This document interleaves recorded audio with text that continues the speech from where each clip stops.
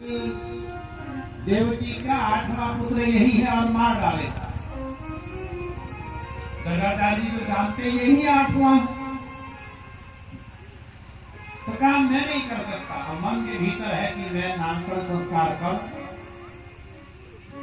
तो नंद बाबा ने कहा नहीं गुरुदेव आप चिंता मत करो, हम इनका नामकरण संस्कार गोपनीय रूप से करेंगे गौशाला में। मेरी तो गौशाला बहुत बड़ी है, 1 करोड़ गाय है उनके पास। 1 करोड़ गौओं के बीच में मैं इनका नामकरण करेंगे। किसी को नहीं बुलाऊंगा, अपने नजदीक के जो रिश्तेदार हैं उनको भी नहीं बुलाएंगे। आप चिंता मत करो। दगादारी तो चाहते थे भगवान का सानिध्य मिल जाए ब्रह्म का। और नामकरण मैंने भगवान का नामकरण मैंने नाम का संकीर्तन है। तो नाम का संकीर्तन कहाँ सिद्ध होता है? गौशाला में। घर में बैठ कर रहे हुए जब के 10 गुना ज्यादा फल और गोठ में बैठ के होता है। पहले के गोठ होते थे, बहुत स्थिति है तो सब गोठ था, वो गोठ था यहाँ गाय रहती है। और तो गौओं का बड़ा महत्व है। जैसे आज भी हमारे यहाँ गौओं का बहुत महत्व है। हम लोग अभी भी गौ को देखने की हमारी श्रद्धा है। प्रातः काल हमने देख लिए, सब लोग गौ को हम गाय जिसमें जैसे गाय की बच्चे आ गया। अभी भी हम लोगों की श्रद्धा गौ के प्रति तो है ही है। चाहे पारी हमने नहीं की है, वो एक अलग विषय है। तो गौशाला में नामकरण संस्कार हो रहा है। देखिए गर्गाचार्य ने कहा यमहि रोहिणी पुत्रो रमयन् सुहृदोर्गुणैः आख्यास्यते रामैति भलाभिज्ञां बलं विदुः। कहा कि ये जो रोहिणी का पुत्र है, बल में अधिक होने से ये बल हो बल, इसका नाम बलदेव होगा और सबको रंजन कराने वाला होगा, इसलिए राम भी इसका नाम होगा। बलराम हो गया। बलराम भगवान की सबको अपनी तरफ आकर्षित करेगा, इसका नाम संकर्षण होगा। संकर्षण भगवान की जय हो। और अब कहा कि दूसरा बेटा है आपका, इसके तो अनेक नाम है। बहूनि सन्ति नामानि रूपाणि सुतस्य ते। क्या कह रहे हैं कि बहुत नाम है तेरे पुत्र के, तो 1-2 नाम थोड़ी है। विष्णु सहस्त्र नाम पढ़िए, 1000 नाम तो यही है भगवान। तो कहना देखो शुक्लो रक्तस्तथा पीता इदानीं कृष्णतां गतः। आगे श्लोक है, बड़ा महत्व।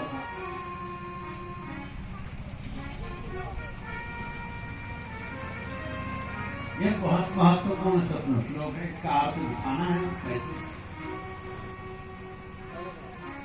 कहा कि देखो ये जो तेरा बेटा है शुक्ला, पहले सफेद हुआ, फिर रक्त हुआ, लाल हुआ, फिर पीला हुआ, इदानीं कृष्णतां गतः, इस समय यह काला है।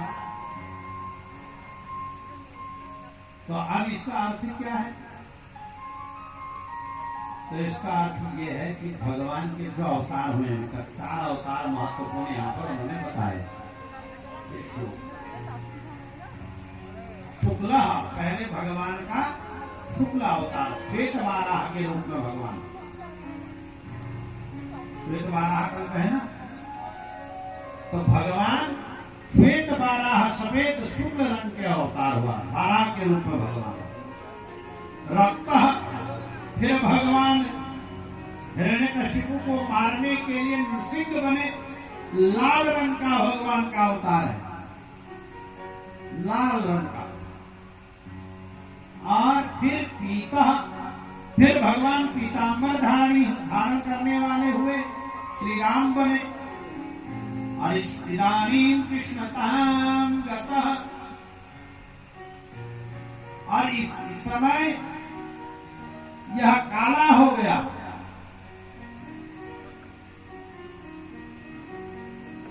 इसलिए इसका नाम कृष्ण होगा। कृष्ण कन्हैया लाल की जय हो। तो ये अर्थ है इस श्लोक का। तो ये सब गुरुओं की कृपा से होता।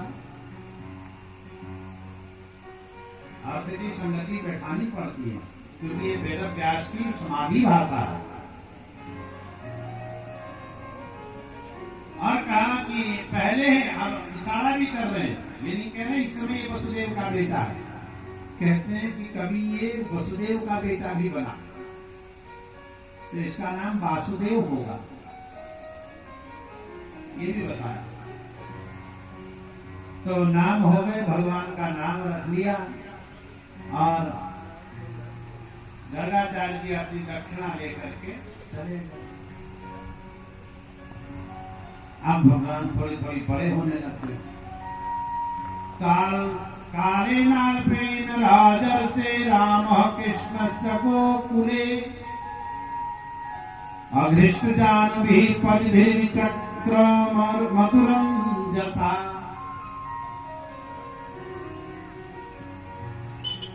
काले नाल्पेन मने काल के साथ में भगवान बढ़ने लग गए और अब घुटनों के बल दोनों भाई चलने लग गए। कृष्ण और बलदेव जी चल रहे हैं घुटनों के बल। फिर थोड़ी थोड़ी बड़े हुए, दीवार पकड़ करके चल रहे हैं, दीवार के सहारे। फिर कुछ दिनों में दीवार का सहारा भी छोड़ दिया, खूब दौड़ने लग गए। कितनी सुंदर भगवान की छवि है। पीताम्बर पहना रखा है मैया ने, कमर में दुपट्टा बंधा हुआ है, मोर का पंख लगाया हुआ है, हाथ में बांसुरी लेते हैं, खूब दौड़ते हैं। इतना उत्पात मचाते हैं दोनों भाई कि माँ यशोदा और रोहिणी का स्नान करना भी दूभर हो जाता है। कभी कभी तो ध्यान तक स्नान भी नहीं कर पाती इनको देखने के बाद। इतनी उछल कूद ये बता देते, इतनी उछल कूद बताते। तो एक दिन आप भगवान आप चोरी करना शुरू कर रहे हैं। देखिए, शून्ये चोरयतः स्वयं निज गृहे हैयंगवीनं मही स्तंभे स्वप्रतिबिंबमी तेनेव सार्धं धिया। क्या देखा? शून्य, आज घर में कोई नहीं है। उन्होंने सोचा आज घर में कोई नहीं है, चलो माखन चुरा के खाते हैं। माखन चुरा के खा रहे हैं। और भीतर जो भवन है नंदराय जी का मणियों का बना हुआ है, उसमें जो स्तंभ है वो उसमें मणियां लगी हुई है। तो आपने ही प्रतिबिंब देख के डर गए, सोच रहे कोई मेरे अतिरिक्त और दूसरा भी यहाँ आ गया है। आप सोच रहे हैं कि मैं तो पकड़ा गया आज। तो क्या कह रहे हैं देखिए, भ्रातरमावद मातरम मम समो भागस्तवापी हितो भुंचे क्याल्पतो हरे कलवतो मात्रा रहस्रूयते। क्या कह रहे हैं अपने प्रतिबिंब को देख करके कि हे भैया, मेरी मैया से मत कहना कि मैंने माखन खाया, मैं तुझे भी दूंगा, तुझे भी दूंगा। कहते अपने प्रतिबिंब से कह रहे हैं मैं तुझे भी दूंगा। और माता सुन रही है सब चुपके,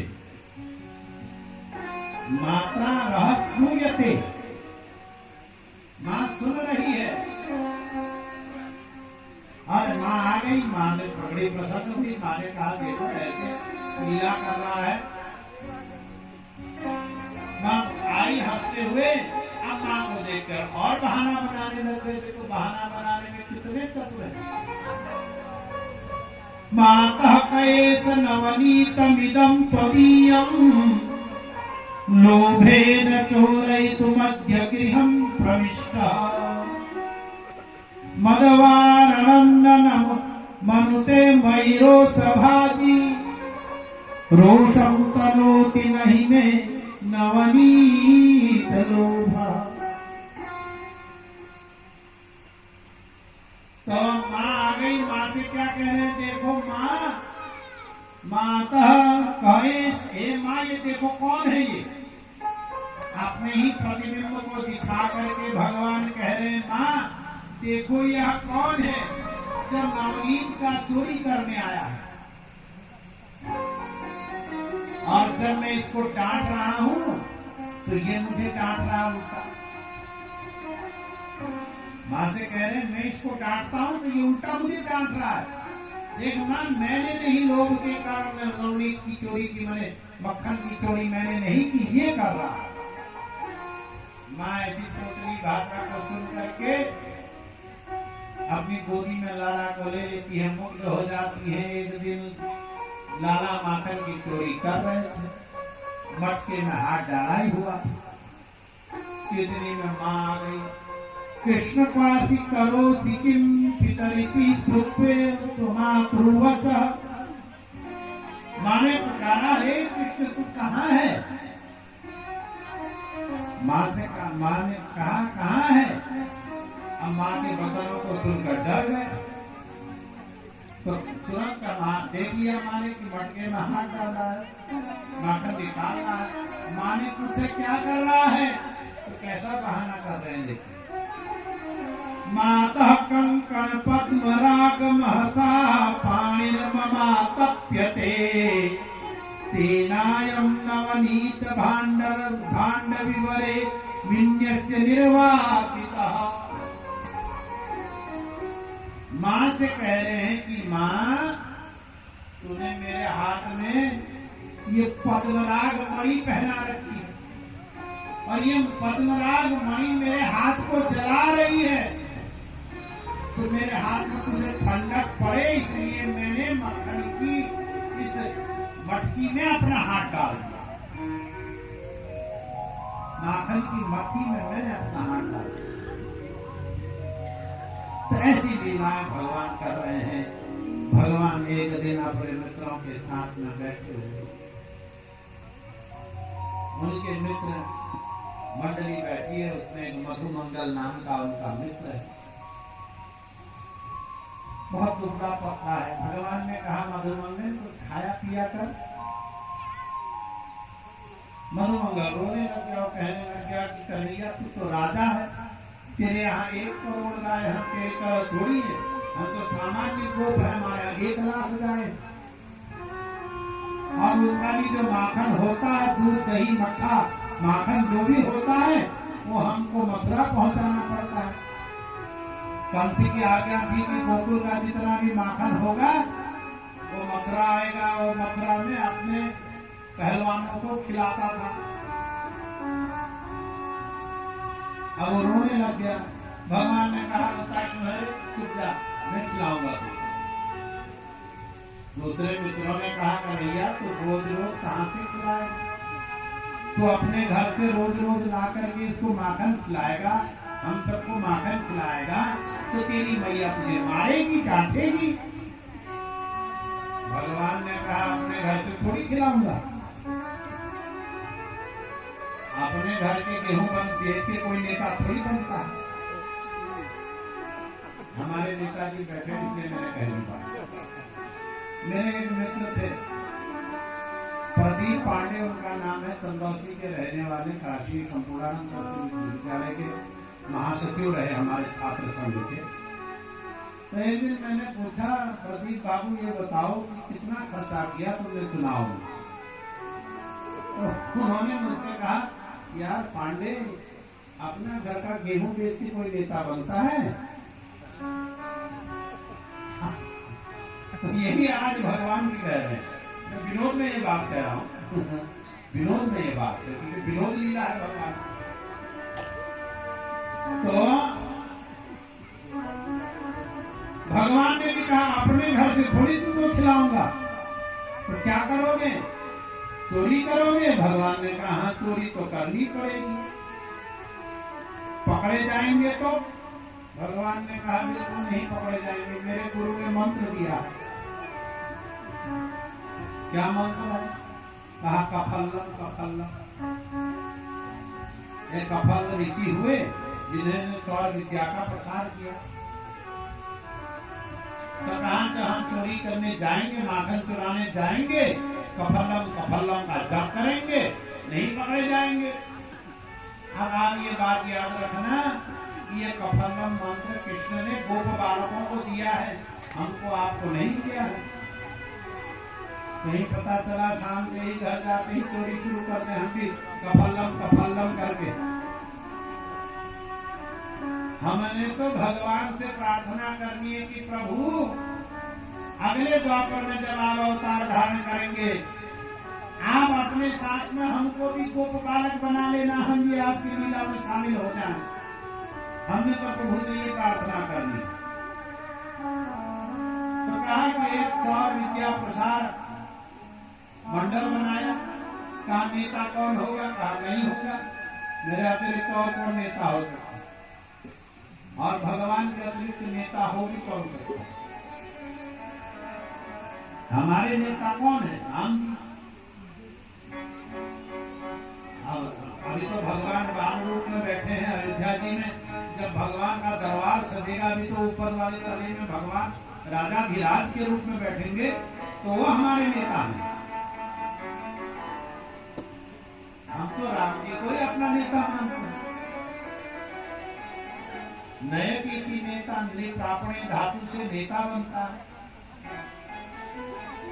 जो ले जाए सतमार्ग में, वही नेता। जो आत्म कल्याण भी करे, समाज का कल्याण भी करे, उसको नेता कहता है। जो समाज को उत्तम मार्ग में ले जाए, विकास की ओर ले जाए, वो नेता।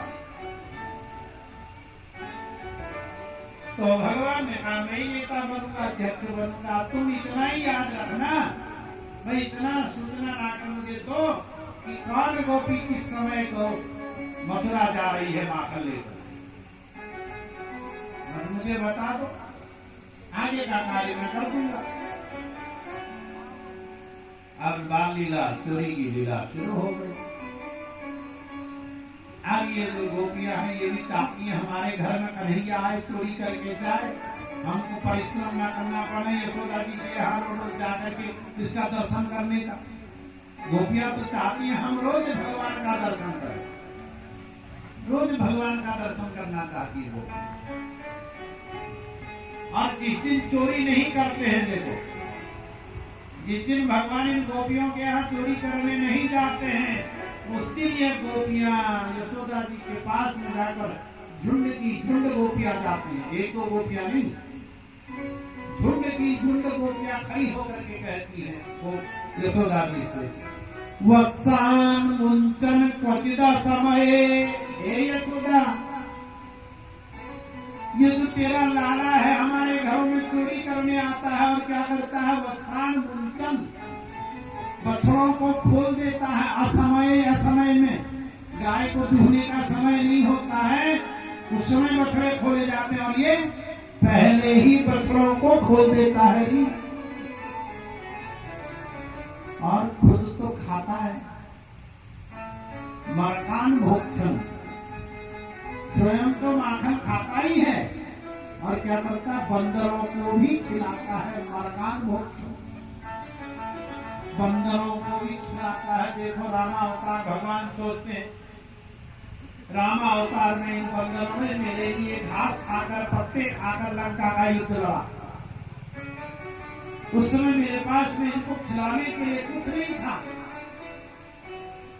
इन बंदरों को मुझे खिलाने के लिए कुछ नहीं था।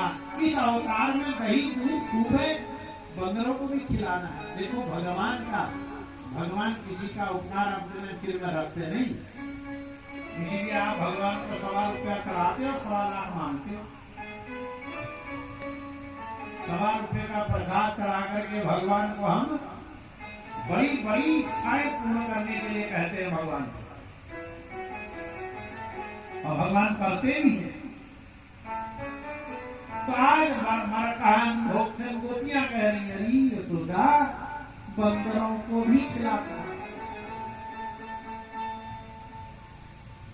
और तो मां ने कहा तुम ऐसा करो, अपने मक्खन को कुछ दिनों अपने नैहर माने अपने मायके में रखाओ,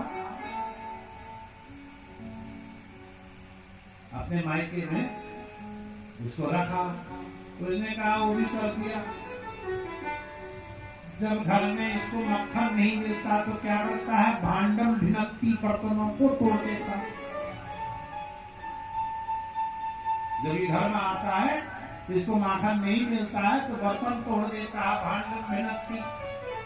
और हमारे सोए हुए छोटे छोटे बालकों को चिमोटी काटता है, उनको रुला देता है।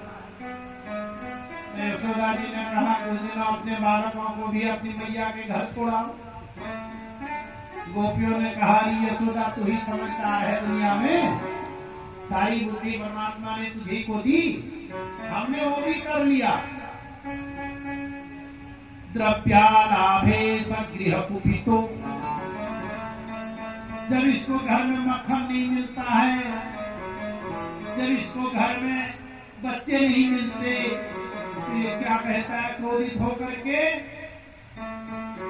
कहता घर है कि शमशान है। जिस घर में बच्चे नहीं, जिस घर में भगवान के लिए भोग नहीं लगे वो घर घर थोड़ी होता है, शमशान ही तो होता है। जो केवल अपने लिए खाता है तो अपने पापों को खाता है, पसंद से भगवान कहते ही गीता में अपने पापों को खाता है। भगवान को भोग लगा करके जो व्यक्ति स्वयं प्रसाद ग्रहण करता है तभी उसका कल्याण होता है। और जिसके कुछ नहीं, सुबह उठो नहाओ नहीं धो नहीं, तुरंत नाश्ता बनना शुरू हो जाता है। तो ऐसा घर घर नहीं होता, ऐसा घर तो शमशान होता है। द्रव्यालाभे सगृह कुपितो या तो पप्रोच्यतो कान, जब इसको घर में कुछ नहीं मिलता है ये क्रोधित हो जाता है। तो ये गोपियां इस प्रकार से नृत्य करती उनकी शिकायत करती। तो उसमें एक भानुमती नाम की गोपी है। अब यशोदा जी ने कहा तुम रोज रोज इस प्रकार की शिकायत लेकर के आती हो, सखियो रोज रोज इस प्रकार की शिकायत लेके आती हो, कभी रंगे हाथ तो मेरे लाला को पकड़ा नहीं। तो भानुमती थोड़ी अभिमानी है, भगवान ने कहा चलो इसका अभिमान दूर कर। भानुमती ने कहा मैं पकड़ के लाऊंगी तेरे लाला को। भगवान ने भी मित्रों से कहा चलो रे आज भानुमती के घर में चोरी करेंगे। आप उस जो मंडल है चोर विद्या वाला, बाल गोपाल चोर विद्या मंडल जो है उसमें भानुमती का लड़का भी है। आ गए भानुमती के घर में, भानुमती दरवाजे के पीछे छुपी है। सब एक एक करके जा रहे हैं, धीरे धीरे बढ़ते गए।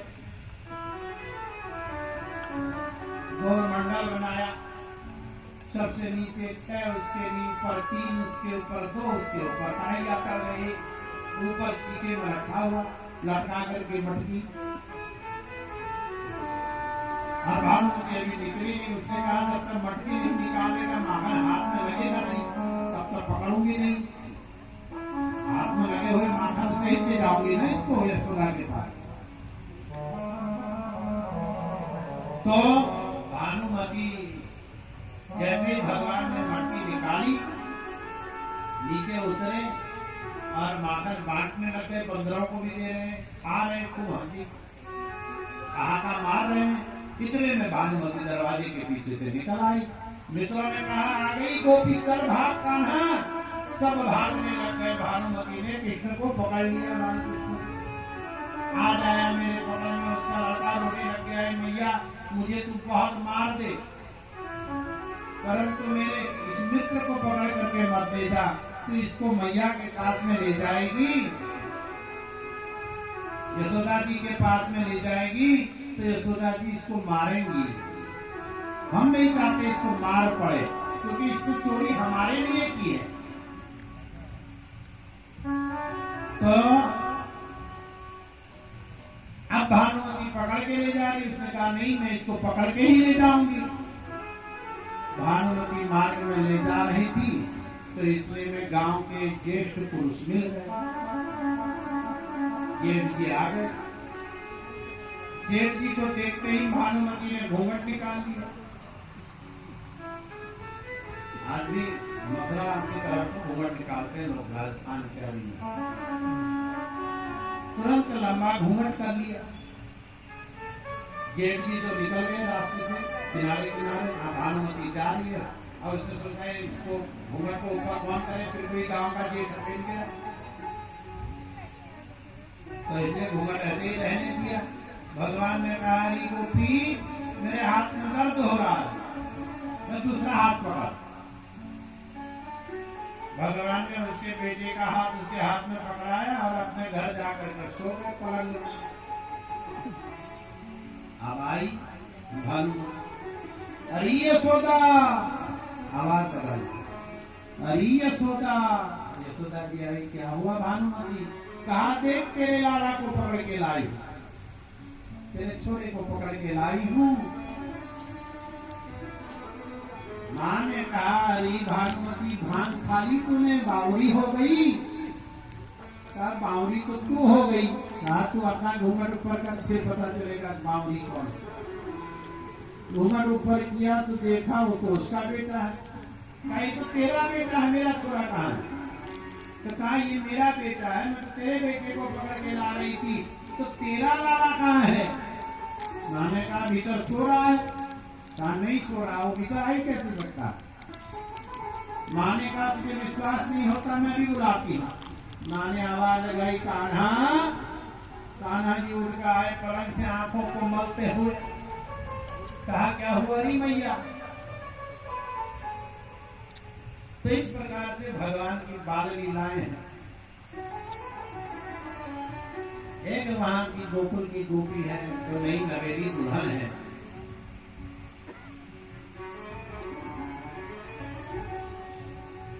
उसने एक दिन माँ से कहा कि हे माँ कि तेरे लाला ने तो मेरी लाज ही रख दी। माँ ने कहा सब कहते हैं कि तेरा लाला चोर है और तू कह रही है मेरे लाला ने तेरी लाज रख दी। कैसे तेरी लाज रख दी?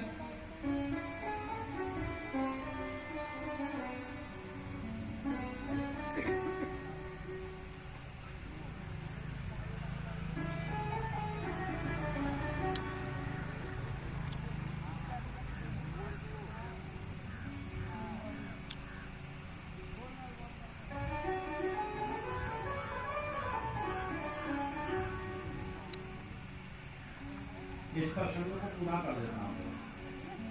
तो माँ ने कहा कि मेरा लाला तो सब कहते चोरी करता है और तू कहती है मेरे लाला ने लाज रख दी। तेरी लाज कैसे रखी? बस ये प्रसंग पूरा हो जाएगा, इसको पूरा करिए। तो उसने कहा देखो माँ आप तो जानती हो कि मेरे ससुर कितने क्रोधी स्वभाव के।